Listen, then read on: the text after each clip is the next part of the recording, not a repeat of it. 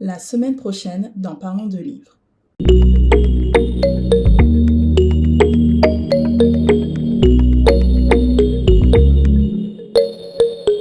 Vous nous parlez aussi quand même, en plus de tout ce qui est monuments, sites, tout ça, vous nous parlez quand même de l'illustre poète régional qui est Marcel Pagnol.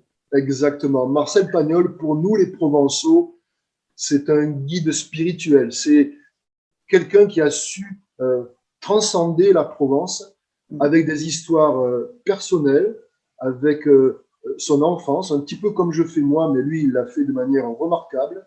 Et au-delà d'être un écrivain, Marcel Pagnol, c'est vraiment un poète parce que dans son langage, dans son style, il nous fait passer du rire aux larmes dans une même phrase.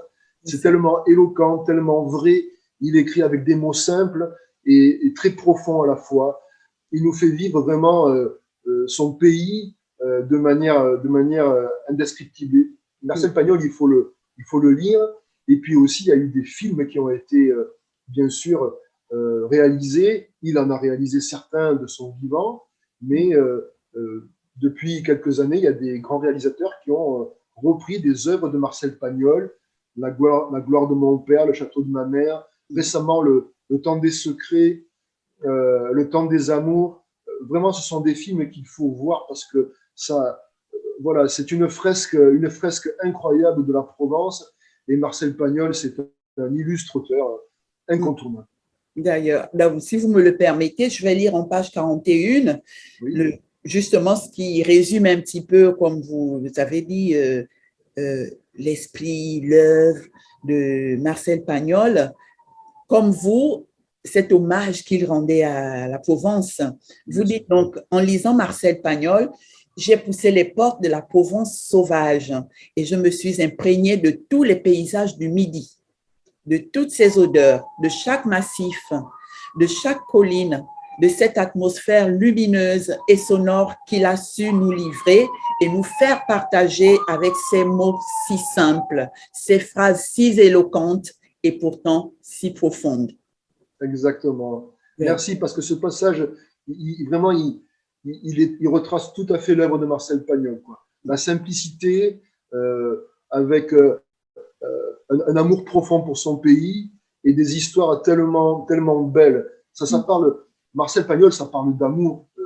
La littérature parle d'amour en général, mais Marcel Pagnol, c'est l'amour pour son pays, l'amour pour une personne. C'est vraiment très, très beau. Alors, la maison aussi. Hein? La La maison maison hantée. hantée. Alors, la maison hantée. J'aime tout ce qui est mystérieux, surnaturel, Oui. tout ça. Alors, la maison hantée, c'est un peu surprenant parce qu'en fait, ma grand-mère et mon grand-oncle ont vécu, c'était leur maison qui était adossée à la colline Saint-Jacques, à Cavaillon.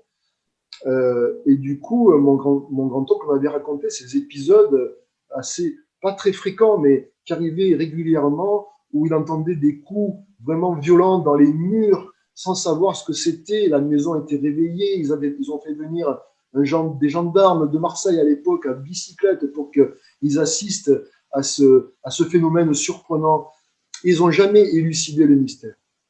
Et lorsque j'ai donc dédicacé mon premier livre, celui dont on parle, La Provence d'un enfant gâté, j'ai voulu le dédicacer dans ce lieu qui est aujourd'hui l'Office du tourisme de Cavaillon et du Luberon.